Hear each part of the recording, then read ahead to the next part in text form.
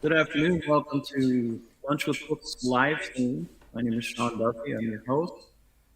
I'll introduce our guests for today in just a moment.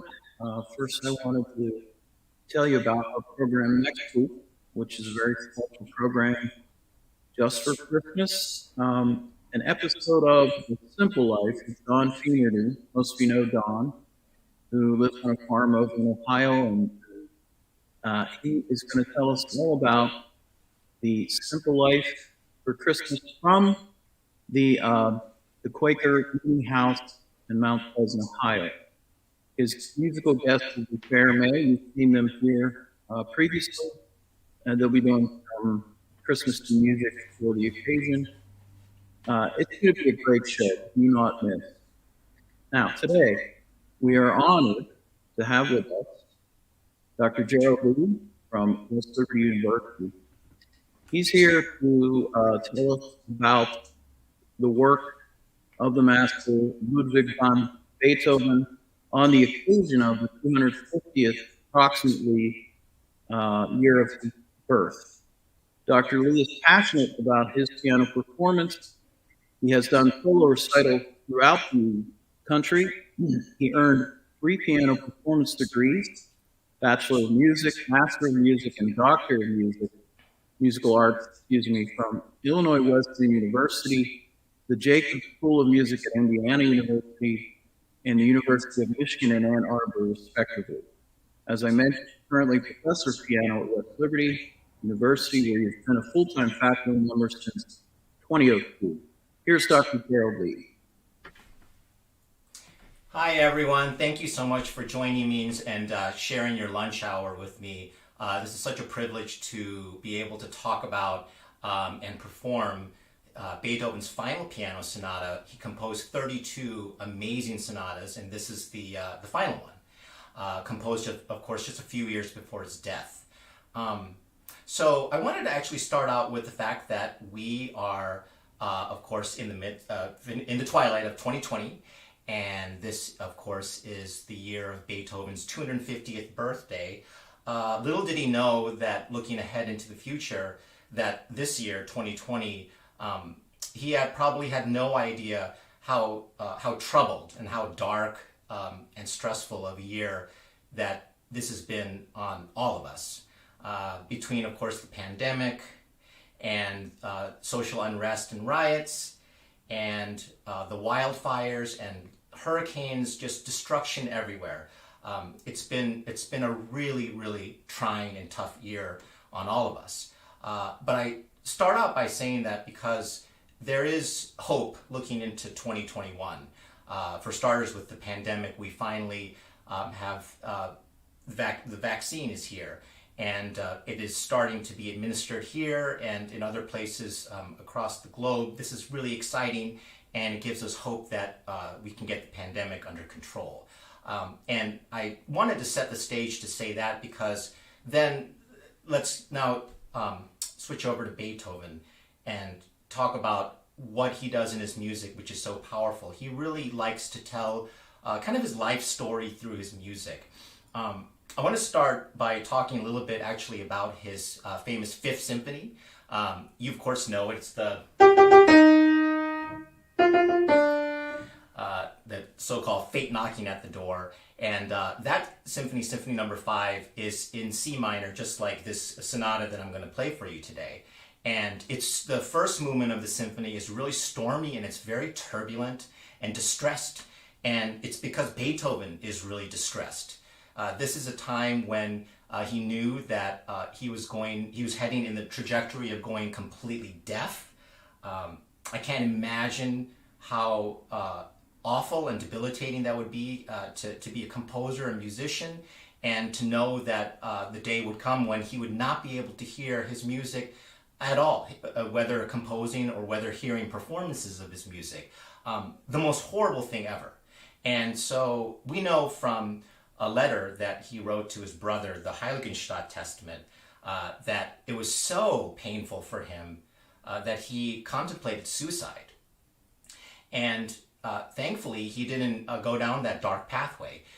He thought about things, put everything into perspective, and then realized that life is actually really worth living. There's so much to appreciate. There's so much beauty to appreciate. And what prevented him from killing himself, and what kept him charging ahead, was his art. He loves music. He loves art so much, and he knew that if he were to keep on living, his joy and his peace and his glory is in being able to create his art, new art, every single day. Be the embodiment of art, and to live and experience it every single day. And that gave him hope, and that gave him purpose and direction. And he carried on and composed some of the most beautiful works in the repertoire in complete deafness. So then when you hear his Fifth Symphony in the key of C minor to start, what's really interesting is that the final movement, the fourth movement, is very not C minor. It's very C major. It's very glorious. It's triumphant. It shows so much passion, so much joy, so much happiness. And again, this is Beethoven, really saying that life is difficult for me, but I'm going to carry on with my art, and this is what makes me so happy. We get the same thing in his Ninth Symphony. Again, it starts in the minor mode, first movement D minor, stormy, tragic, turbulent. But then when we end the Ninth Symphony, again, we have a transformation from minor into major. It's very much D major, and it features the famous Ode to Joy. So we see this pattern occur a lot in Beethoven's music, this journey from despair and distress at the outset, but somehow finding joy and triumphantness at the end of that journey. And this is no different for the piece I'm about to play for you today. It is in C minor for the first movement, and again, we get the storm, we get the stress, we get the turbulence. But then that segues to the second movement. This is only a two-movement sonata, but really I think the heart of this piece lies in the second movement. It is a beautiful, beautiful set of variations on one of the most beautiful and heartfelt themes in the repertoire. And I think what makes this second movement so special is that there's something really ethereal, otherworldly about the second movement. There's a transcendent spirituality. Beethoven at this time, his health was getting worse, and I really think that he knew that his death was just around the corner. And he had two options at that point, to fear death or to embrace it. And I really think that Beethoven chose to embrace death. And in the way that he saw himself ascending into heaven. And I think that this second movement gives us a powerful glimpse into Beethoven's vision of what heaven is. And I think that today, that's where Beethoven is now. I think that he's watching over us in heaven. And so I want to say happy birthday to Beethoven in this 250th year celebration. And I'm going to dedicate this performance to him. Thank you.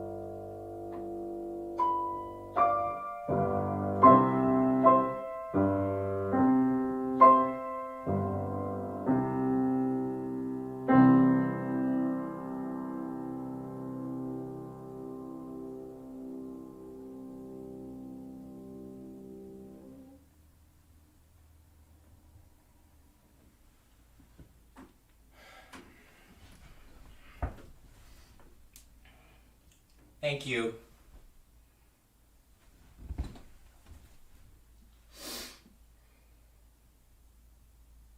Thank you.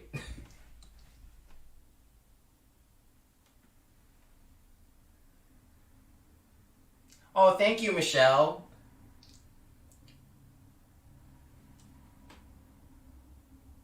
Hi, Micah. We miss you. Yes, Chris, I totally agree. 2021 can only be better than, we can only go up from this point. Thank you. Hope you have a great holiday too, Sarah.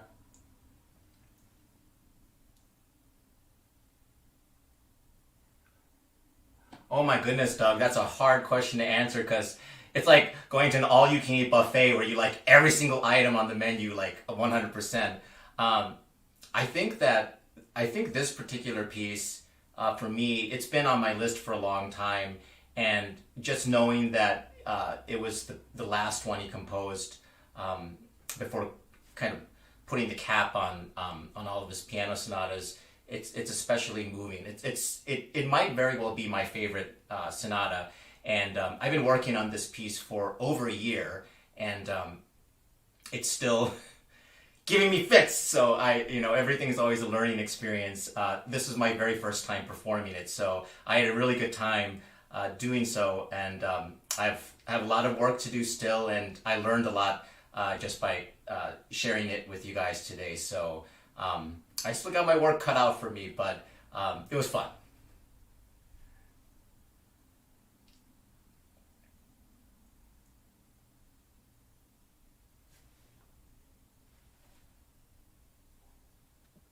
Turn my mic on and then applaud, please. Oh yeah, thank you. Let's see if there are any other questions. Oh, thank you. Thank you, Elizabeth. That's really, really sweet. Thank you, Leslie. Chromebone 3, thank you. Does anyone have any questions about the performance or Beethoven, perhaps?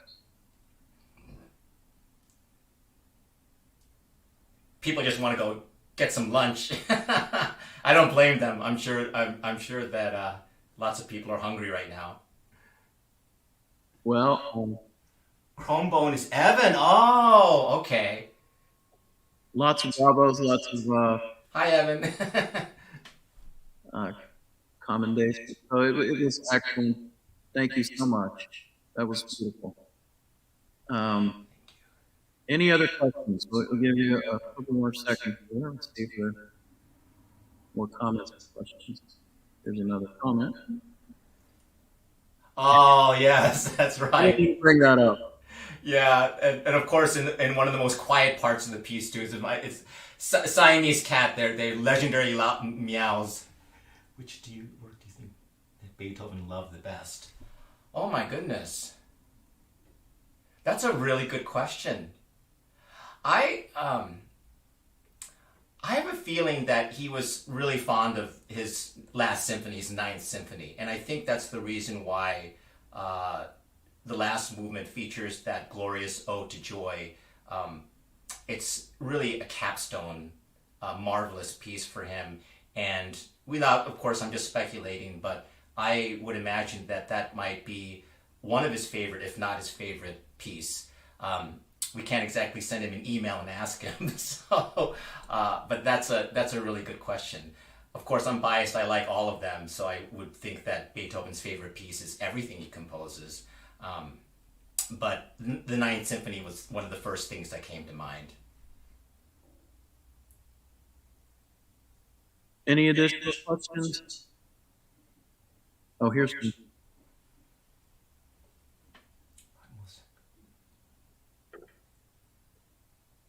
That's a very good question from Aaron.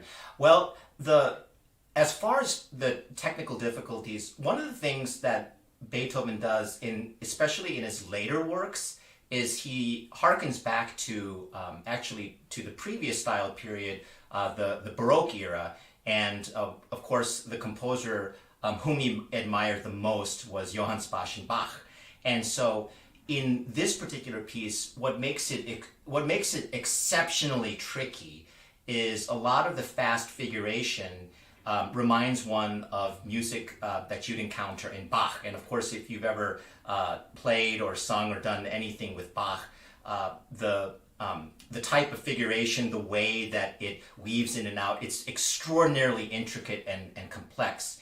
And Beethoven brings that type of figuration into this piece. It's hard to memorize. It's one of those things where if you have a tiny slip up with one finger, everything can just fall apart. So it's, it always feels a little kind of unnerving no matter how much you practice, both as far as memory and as far as your hands really being there for you under pressure.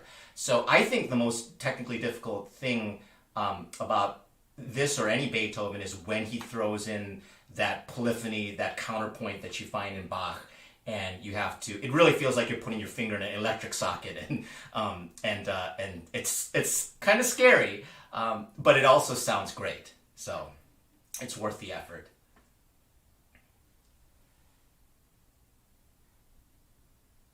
Yeah, that's a good question. A lot of people talk about that second movement with all of those dotted rhythms, as being, kind of, I guess you could say, jazzy. And it's interesting because to our ears, we hear it as a jazz style. But as Beethoven was composing this, he wasn't really thinking about jazz. What he was really doing there is he was taking the rhythm of the theme and just speeding it up. So, at the beginning of the theme, when my Siamese cat was meowing, you get this,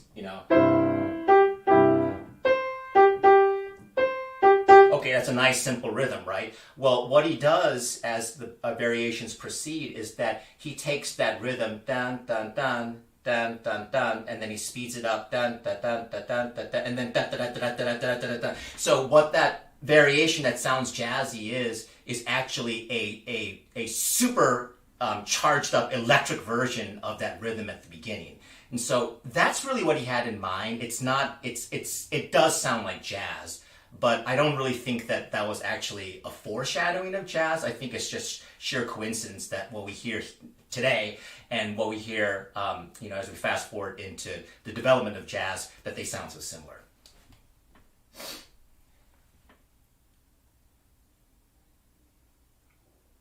Yes, that's absolutely right, Walt. He uses trills in so much abundance, especially in his later style pieces. And actually, I'll respond specifically with those trills. What makes it really, really tricky is that Beethoven wants you to trill and play melody notes in one hand. So sometimes you have to figure out, well, what fingers are going to trill while the other part of the same hand has to play the melody. And trying to calibrate those two things together is a very uncomfortable situation. I think that in Beethoven's mind, of course, the music is being created in his own deafness. He had a concept of this almost never-ending, everlasting current of energy, and I think that that's what the trill is. But to actually make that happen while essential melody notes have to sound, that's a really thorny situation, and it's one of the most difficult parts of playing late Beethoven.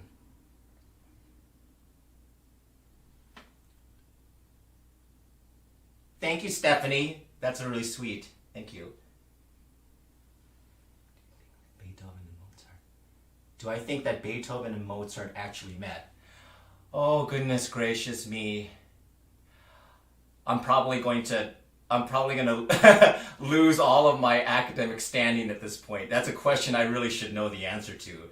I know that they were familiar with each other's works. In terms of an actual physical encounter, I'll have to, just like when students ask you questions that you can't answer, I'll have to get back to you. I need to do some research. I actually don't know for sure.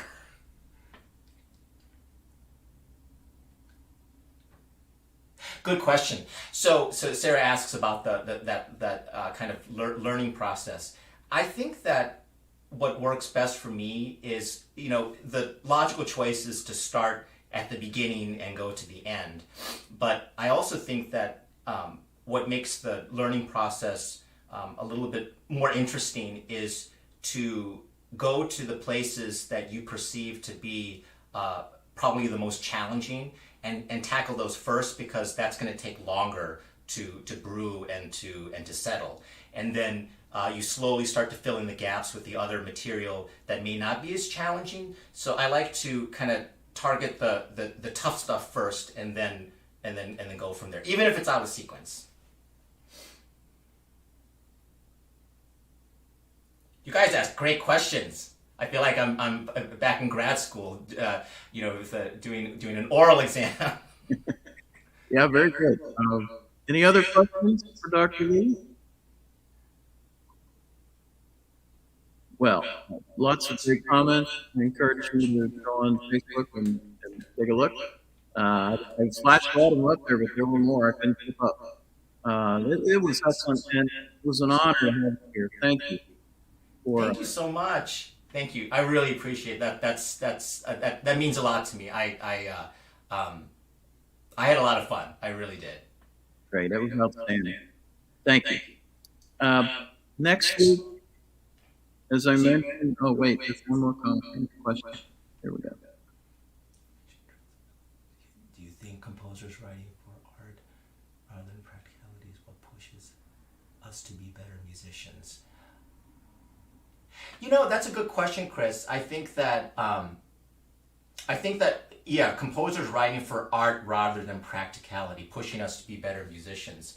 Right, because if the end goal is to heighten the art to a whole new level, then that's far more interesting and more creative and more imaginative. It makes us really question and think about how to envision something that is not obvious, but of a much higher level. I mean, the technique is one thing that, of course, that you have to develop and practice really carefully. But if the end goal is for a composer to take art to a whole new level, then to me that goal is there's more depth involved in searching for that, and I feel like it gives us a new sense of purpose and direction. It makes the practicing more interesting because you're thinking about higher level artistic ideas, even if it may be even more challenging than you'd like. But that's a very intelligent question. You always ask great questions, Chris. Okay. No. My cat never gets to be on video. Here she is, Tanya. Oh my gosh, how cute. What a cute kitty. We should give your cat some credit for the compliment. What's her name? Oh, Binky. Binky. So it's like Pinky, but with a B. And we're, again, Siamese, and he is 17 and a half years old. Wow. I have a Chihuahua who's 18. He's usually the one on camera. And that's Tanner. Anyway, thanks again. It was great. It was very cute and very relaxing and beautiful. So thanks again. And next week, don't forget Don Community Simple Life Christmas Special. See you then. Thanks, everyone. Bye.